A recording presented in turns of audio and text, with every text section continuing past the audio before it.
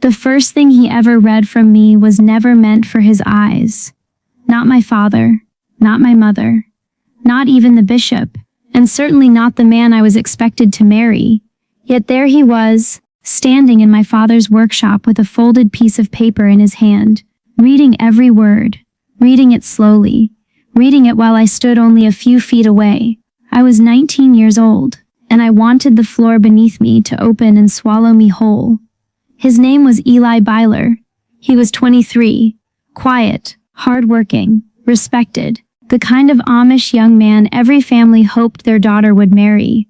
At least that was what everyone said. The workshop smelled of pine shavings and fresh-cut oak. Sunlight came through the small windows and settled across the wooden benches. My father was building a cabinet for a newly married couple. The sound of his tools had stopped. My mother stood near the doorway with her hands tightly folded. Nobody spoke.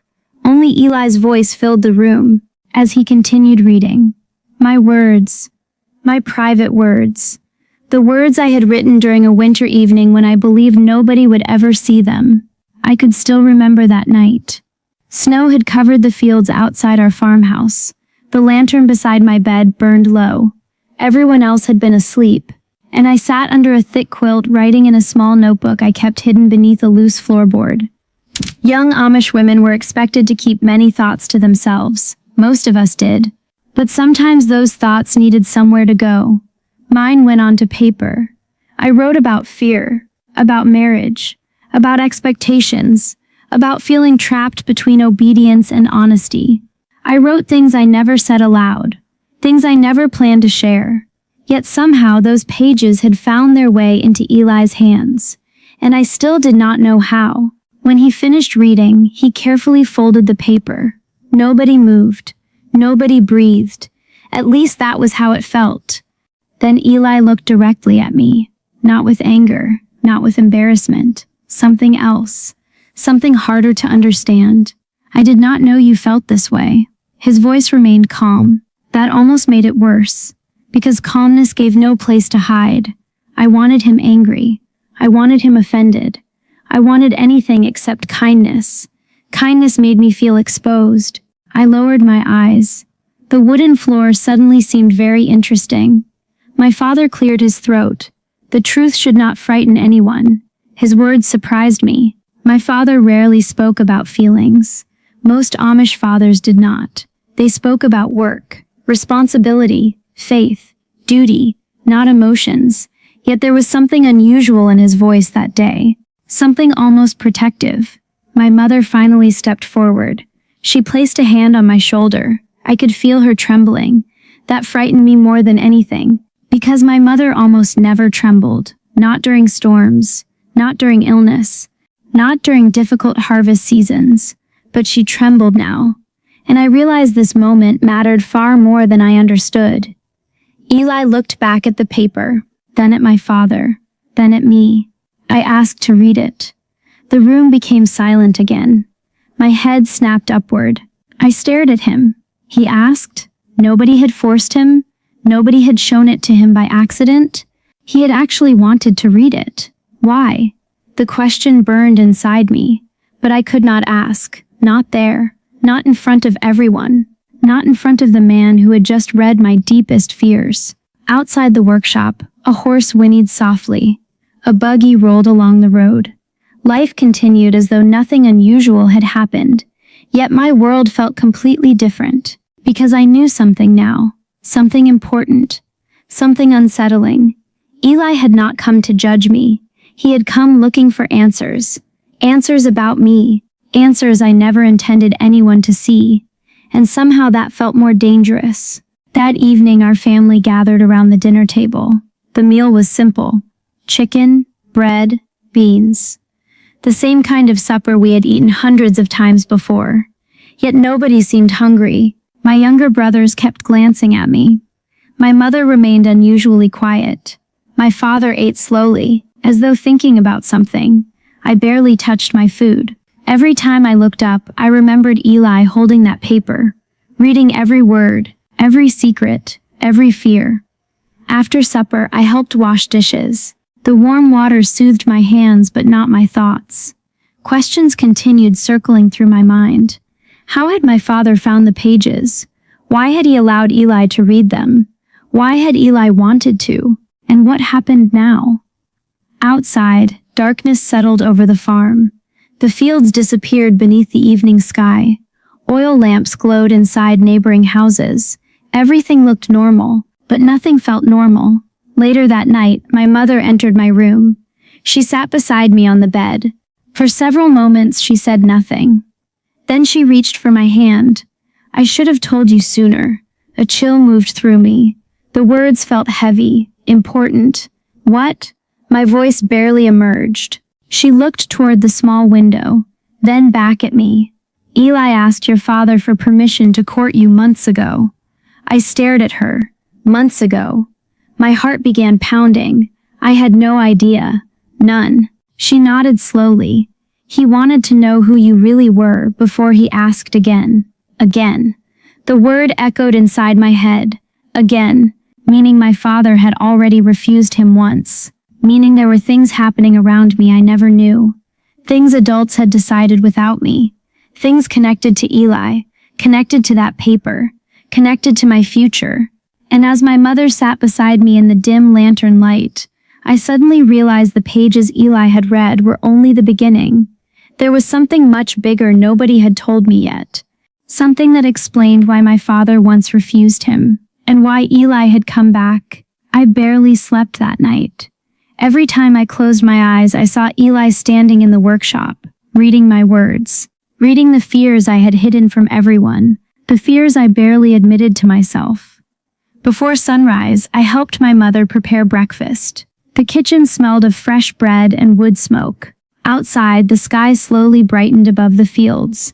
My brothers spoke about chores. My father discussed work that needed to be done before the next rain. Everything sounded normal. But beneath the surface, something had changed. I could feel it. After breakfast, my father asked me to help stack lumber behind the workshop. That alone felt unusual. Normally, one of my brothers handled that work. I followed him outside. For several minutes, we worked in silence. Then he finally spoke. Eli is a good man. I nearly dropped the board I was carrying. There it was. The conversation I had been expecting. The one I had spent all night dreading. I never said he wasn't. My father nodded. I know. More silence. Then he placed a board onto the pile and looked directly at me. But you should know why I refused him. The words landed heavily. At last. The answer. The secret everyone seemed to know except me. I waited. My father rubbed a rough hand across his beard. When he first came to me, he was not ready.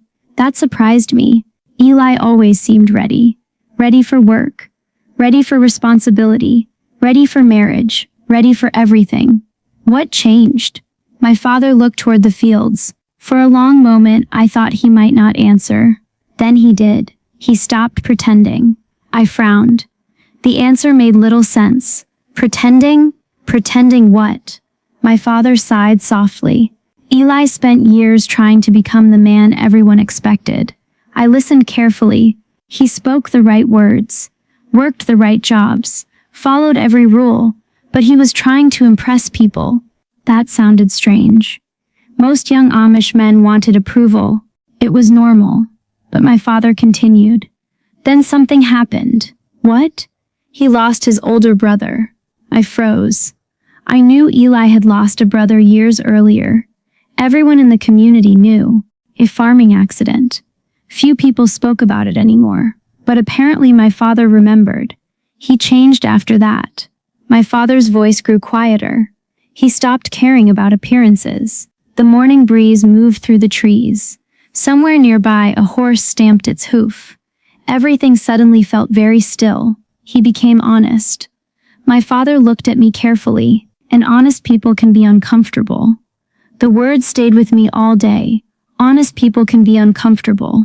That evening, while hanging laundry behind the house, I found myself thinking about Eli differently, not as the confident young man everyone admired, but as someone carrying his own wounds, someone who understood fear, someone who understood loss, someone who had read my words and recognized something familiar. A few days later, Church services were held at a neighboring farm. The women gathered in one area, the men in another. As always, long benches filled the house. The familiar sounds of hymns echoed through the rooms. Children whispered, babies fussed. Adults exchanged quiet greetings. Everything followed tradition. Yet I found myself searching for one face, Eli. I hated admitting it, but it was true. When I finally spotted him across the room, he wasn't looking at me. He was helping an elderly man find a seat. Simple, ordinary, nothing special. Yet something about it held my attention. After church ended and families gathered outside, people stood talking beneath the warm afternoon sun. Buggies lined the lane. Children ran through the grass. Women exchanged recipes and family news. The usual scene. Then I noticed Eli walking toward me. My heart immediately began racing. I looked away, then looked back. He was definitely coming toward me. There was no escape, not without making things awkward. When he stopped beside me, neither of us spoke for a moment. The silence felt strangely familiar. Finally he smiled, a small smile, not confident, not charming, almost nervous. I owe you an apology. That was the last thing I expected.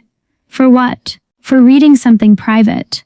His honesty caught me off guard. Most people would have defended themselves, made excuses, not Eli. I asked for permission, he continued, but I should have asked you. I did not know what to say. Part of me wanted to stay angry. Part of me appreciated the apology. And another part one was trying very hard to ignore, respected him for saying it. We walked slowly toward the buggy lane, keeping a proper distance, following every expectation, every rule, every custom. Yet our conversation felt surprisingly easy. For the first time, I asked the question that had haunted me. Why did you want to read it? He became quiet. His answer did not come immediately. When it finally did, it was softer than I expected, because I wanted the truth. I looked at him. The truth about what? You. His answer made my stomach tighten. Not from fear, from uncertainty. He continued. Everyone kept telling me what kind of person you were. He kicked lightly at the dirt path. They said you were kind, faithful, hardworking. I waited. They said all the things people usually say. A faint smile crossed his face. But none of that tells you who someone really is. I could not argue with that, because it was true. Then his expression changed, growing more serious. When I read your words, he hesitated. I realized you were afraid. Heat rushed to my face. Embarrassment returned instantly. But he wasn't finished. So was I. I stared at him. The world around us seemed to disappear. Families, children, buggies, conversations, all fading into the background. So was I. Those 3 words changed everything. Not because they solved my fears, not because they made life easier, but because for the first time, someone understood them. The following weeks brought more conversations, always proper, always supervised when necessary, always respectful. Yet with each conversation, I discovered another layer of the man everyone thought they already knew. And one evening, just as I began believing I understood him, I learned the real reason my father had refused him the first time, a reason neither Eli nor my parents had fully revealed, a reason connected to a promise Eli had made years ago, one he had never broken. And when I finally learned who that promise involved, I questioned everything I thought I knew about our future. The answer came from someone I never expected, my grandmother. She was visiting one afternoon when the rain kept everyone indoors. The house felt smaller on rainy days, the windows fogged slightly. The air carried the smell of fresh bread and damp earth. My mother was sewing. My grandmother sat in her favorite chair near the lamp. I was mending a dress that needed new stitching. For a while nobody spoke. Then my grandmother surprised me. You finally spend time with Eli. The needle nearly slipped from my fingers. My mother smiled without looking up. Clearly this was not a secret to anyone except me. I lowered my eyes. We talk. My grandmother chuckled softly. That is how most marriages begin. Heat rose into my face. Then she became thoughtful. Very thoughtful. The kind of thoughtful that usually meant a story was coming. I remember when he made that promise. I looked up immediately. There it was, the mystery that had been growing for weeks. The promise. The one that had caused my father to refuse him years earlier. What promise? My grandmother exchanged a glance with my mother. Then she answered. The promise he made after his brother died. The room suddenly felt quieter. Even the rain seemed to fade. I waited. My grandmother folded her hands. After the accident, Eli blamed himself. My chest tightened. Nobody had ever told me that. Not once. Everyone spoke about the accident itself. Almost nobody spoke about what happened afterward. He thought he should have been there. My grandmother's voice remained gentle. He believed he could have prevented it. I felt a sadness I could not fully explain. Because guilt has a way of living inside people long after everyone else forgets. He promised he would never marry until he became the kind of man his brother would have respected. I stared at her. That was it? That was the promise? My grandmother nodded. He spent years trying to keep it. Suddenly many things began making sense. The delay, the refusal, the waiting, the changes my father had described. All of it. For years, Eli had been fighting a battle nobody could see. Not against another person, against himself. That evening, I walked home from the barn carrying fresh eggs. The sky glowed orange across the fields. The farm seemed peaceful, yet my thoughts were anything but peaceful. Because for the first time, I understood something important. Eli had never been trying to prove himself to my father, or the bishop, or the community. He had been trying to prove something to himself, and that changed the way I saw him. A few weeks later, our families gathered for supper. Nothing unusual. At least that was what I expected. The meal began normally. Conversation moved from weather to crops to upcoming work. Then my father set down his fork. The room became strangely quiet. I recognized that look, the serious one, the one that usually came before important conversations. My stomach tightened. My mother smiled gently, and suddenly I knew. Before anyone spoke, I knew. My father looked at Eli, then at me. You have our blessing, just 4 words. Yet they changed everything. The room seemed to freeze. Eli looked almost as surprised as I felt. For a moment neither of us spoke. My younger brothers immediately started grinning. My mother looked relieved. And my father, my quiet, difficult-to-read father, actually smiled. A small smile, but a real one.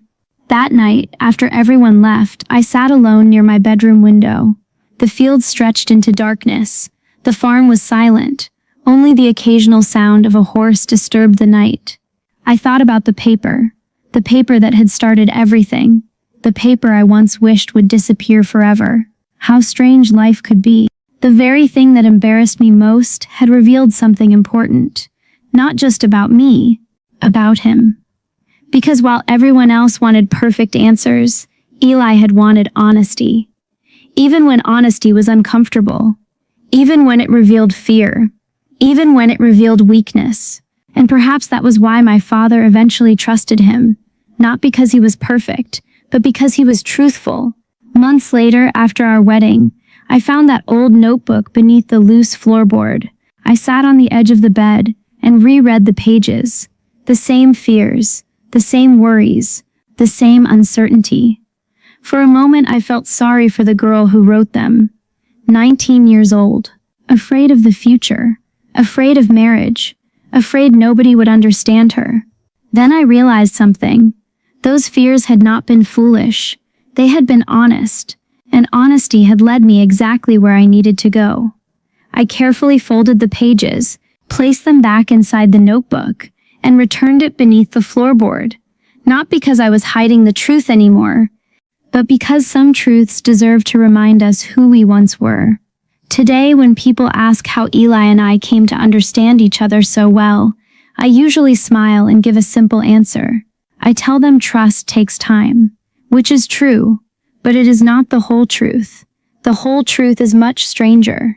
The whole truth is that before we ever truly belonged to each other, Before we stood together at our wedding, before we built a life side by side, my future husband read the words I was most afraid for anyone to see, and instead of turning away, he stayed. Sometimes the things we work hardest to hide become the very things that reveal who we really are. And sometimes, the person meant to walk beside you is the one willing to read the difficult pages and remain anyway. That was the lesson I carried from that season of my life.